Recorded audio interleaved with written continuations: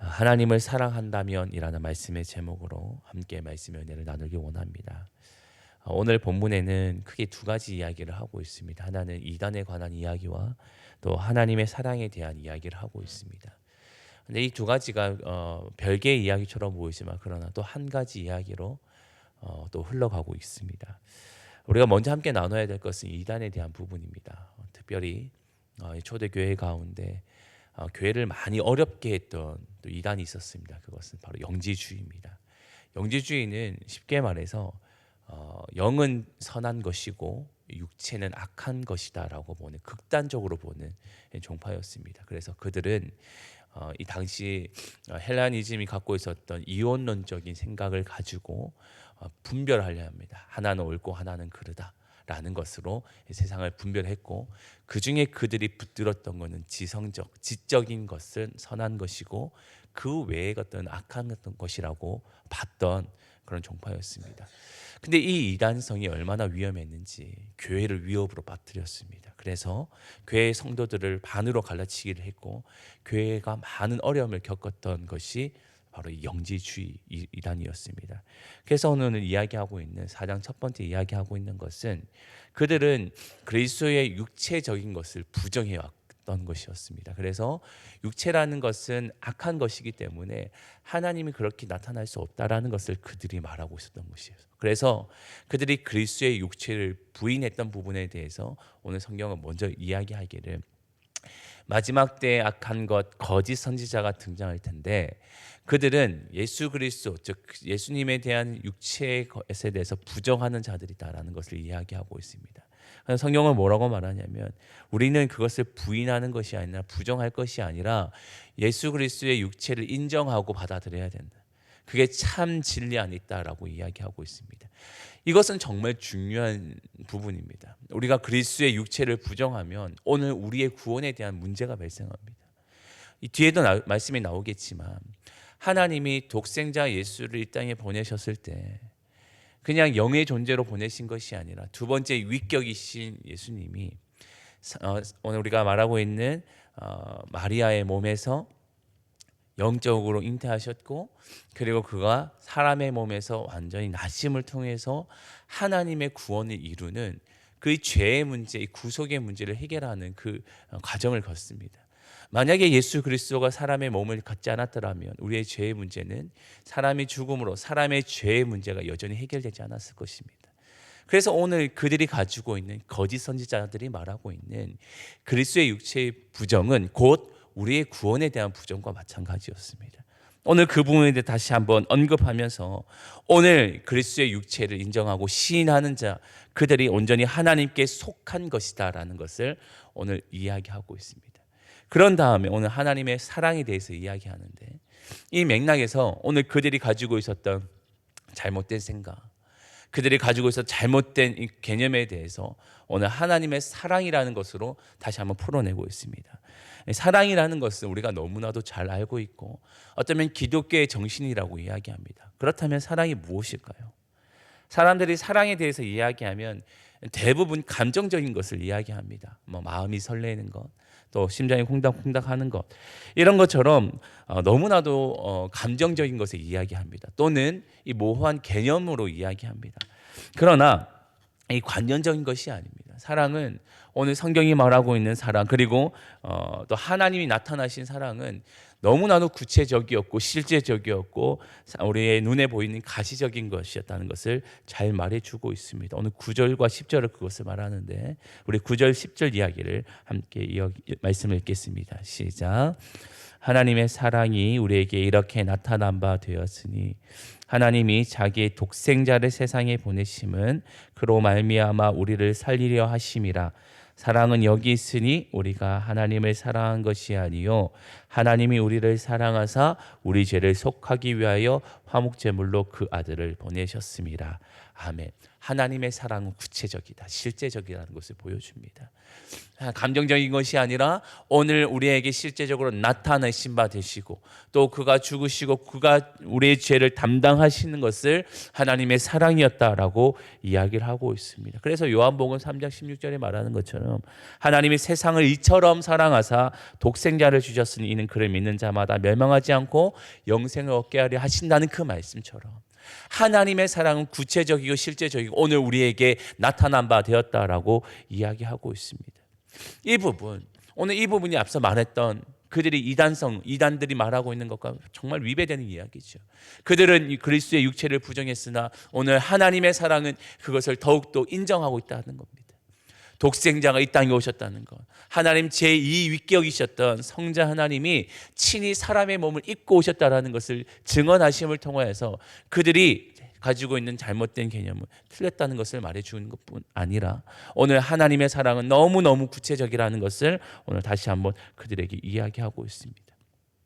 그래서 하나님은 우리를 사랑하셨고 독생자를 이 땅에 보내셨고 독생자를 통하여서 오늘 우리가 가지고 있었던 죄의 문제, 사람으로서는 도저히 해결할 수 없었던 그 죄의 문제를 온전히 해결해 주셨다라는 것을 이야기합니다. 그가 완전한 화목 제물의 두심을 통하여서 이제 우리가 하나님과 다시 한 친밀한 관계, 하나님의 사랑 안에 온전히 거할 수 있게 되었다는 것을 이야기하고 있습니다. 이것이 바로 참된 복음이며 참된 진리입니다. 그것을 오늘 다시 한번 이야기하고 있습니다. 그렇다면 오늘 왜 요한은 이 부분을 이야기하는가? 앞서는 이단성에 대한 부분 때문에 이야기하는 것이고 또한 요한 공동체 안에서 이런 문제들이 나타나고 있기 때문에 이런 이야기를 하고 있습니다. 11절 말씀에 보면 사랑하는 자들아 하나님이 이같이 우리를 사랑하셨은즉 우리도 서로 사랑하는 것이 마땅하도다라고 이야기합니다. 이단들을 통하여서 이미 교회는 많은 어려움을 겪고 있었고 몸살을 앓고 있었습니다.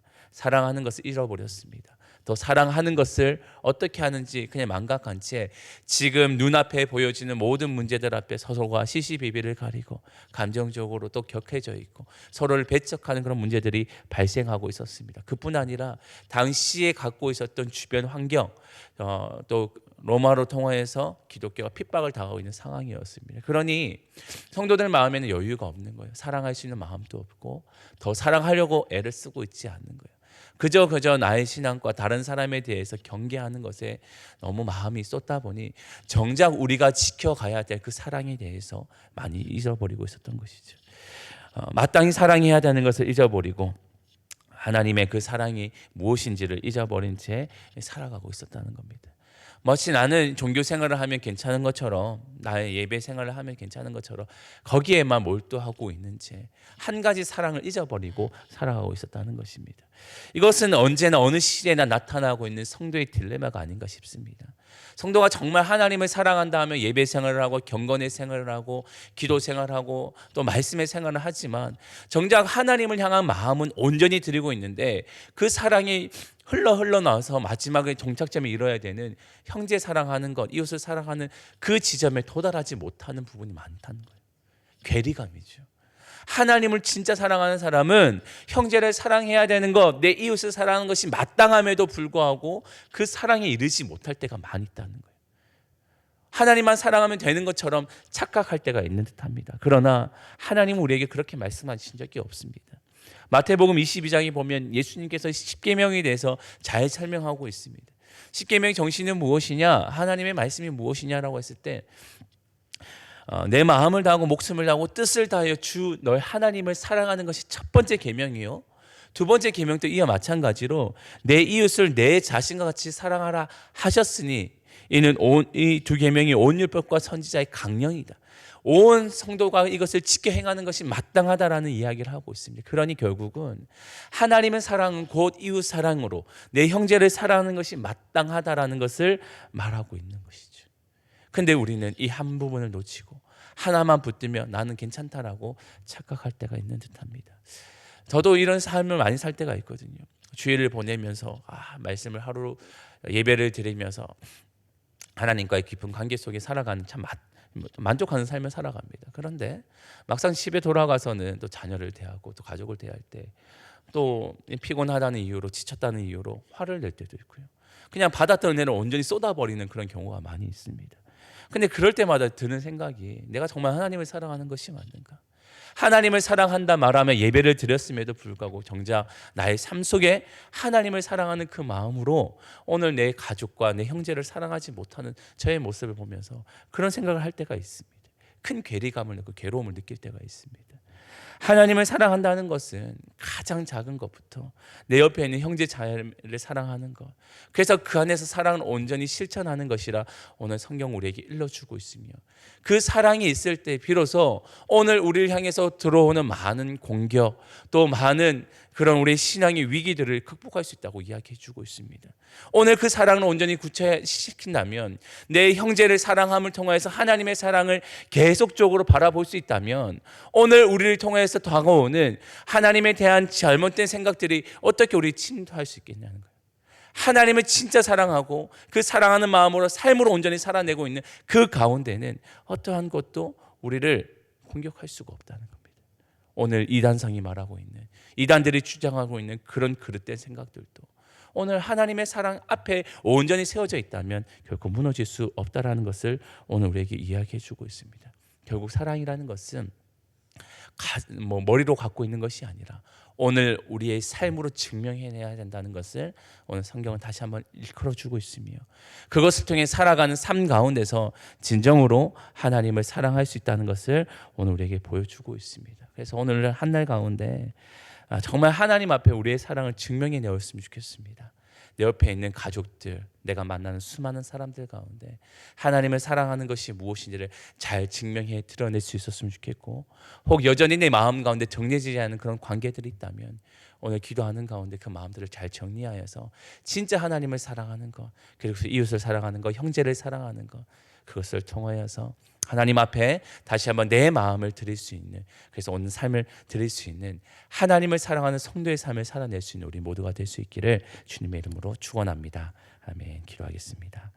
하나님 감사합니다. 오늘 주시는 말씀을 통하여서 하나님을 사랑하는 것이 무엇인지, 그리고 그 사랑하는 것이 어떻게 또 하나님의 가지고 있는 하나님 우리를 향한 그 마음이 무엇인지를 다시 한번 살펴보았습니다. 하나님은 독생자 예수 그리스도를 이 땅에 보내심을 통해서 하나님의 사랑을 증명해 보이셨습니다. 하나님, 오늘 또 우리의 삶 통해서 우리도 하나님을 사랑하듯 또 우리 이웃을 사랑하고 형제를 사랑함을 통해서 하나님을 향한 우리의 마음을 온전히 증명해 내기를 원합니다. 하나님, 그런 삶을 살 수 있도록 도와주시고, 우리가 감정에 치우쳐서 다른 사람 미워하지 않게 하시고, 그보다 더 중심되긴 하나님이 우리를 사랑하셨다는 그 근본적인 사랑 안에서 다시 한번 모든 사람을 용납하며 서로 사랑을 다시 한번 세워갈 수 있도록 인도하여 주옵소서. 또한 이것을 통하여서 우리 신앙을 위협하는 모든 것들을 이겨내게 하시고 참된 진리 안에 온전히 머물 수 있는 또한 성도의 삶이 될 수 있도록 인도하여 주옵소서. 감사드리오며 예수님의 이름으로 기도합니다. 아멘.